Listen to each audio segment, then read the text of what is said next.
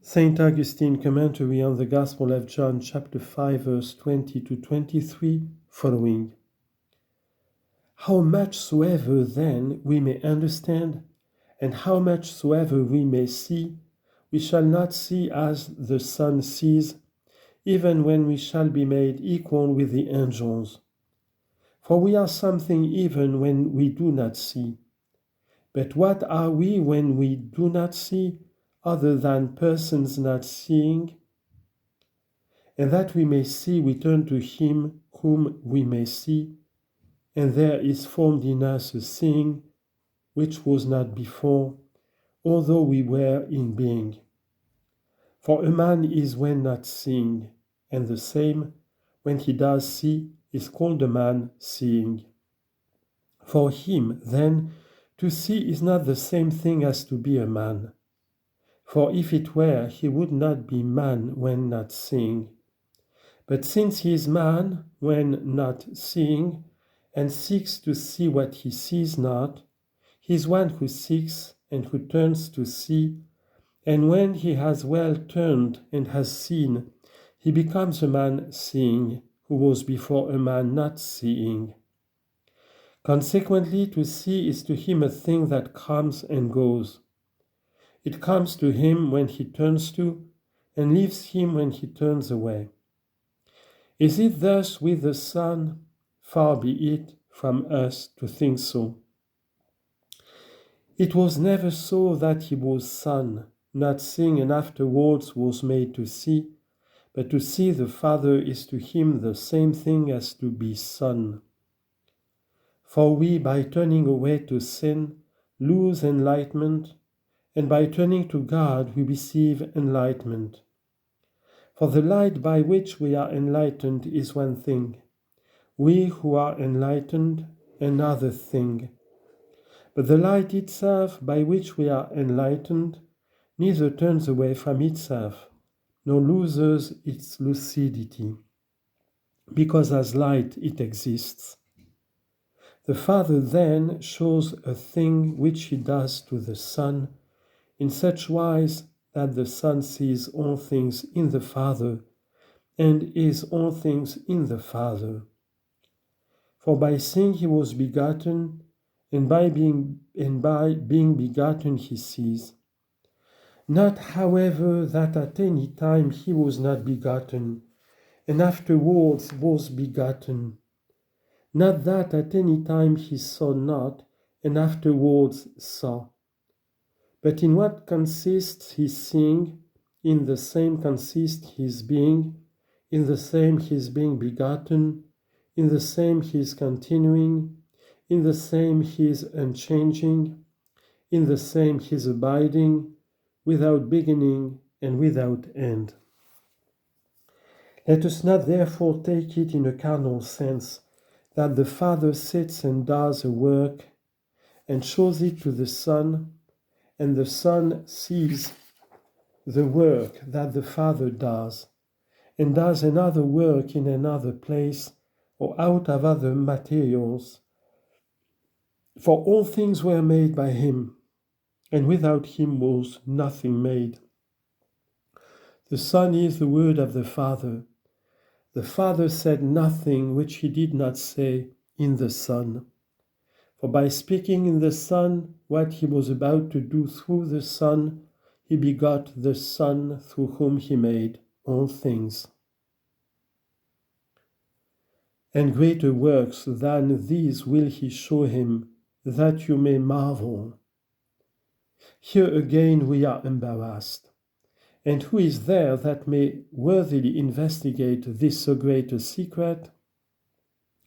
But now, in that he has deigned to speak to us, himself opens it.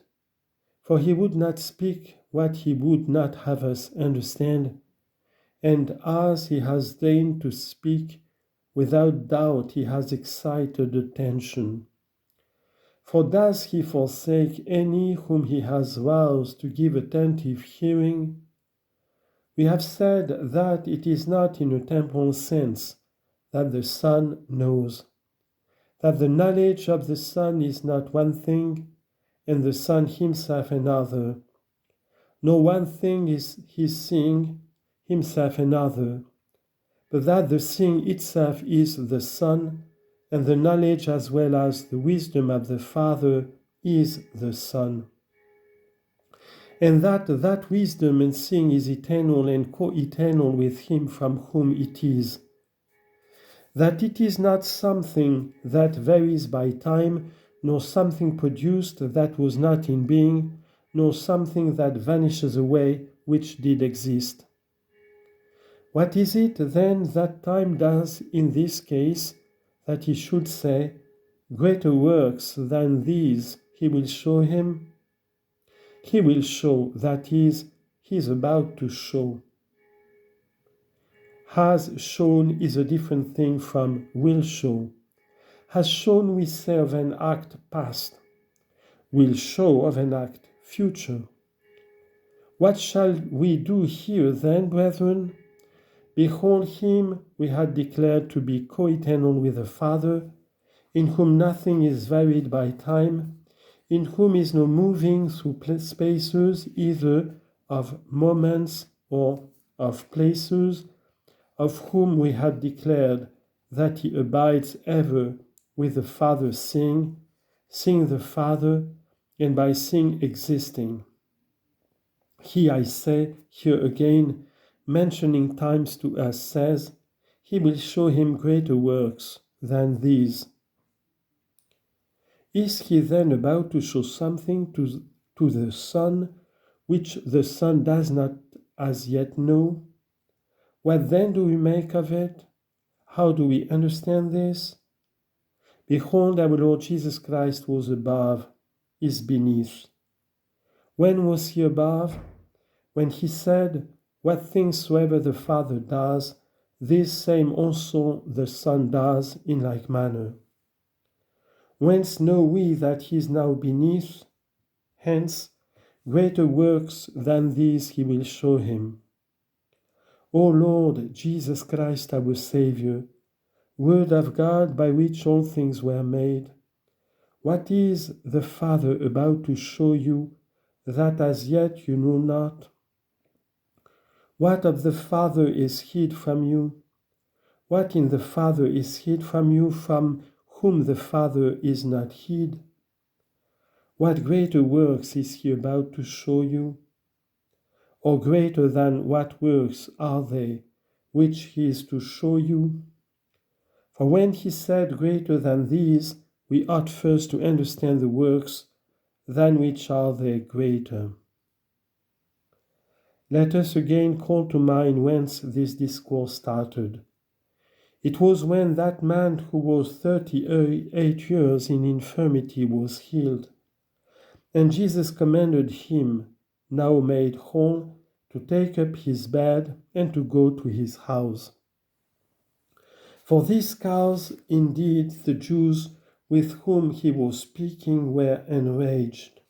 He spoke in words as to the meaning he was silent, hinted in some measure at the meaning to those who understood, and hid the matter from them that were wroth.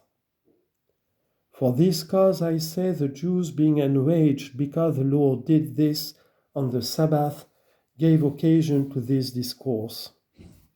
Therefore let us not hear these things in such wise as if we had forgotten what was said above, but let us look back to that impotent man languishing for 38 years, suddenly made whole, while the Jews marveled and were wroth.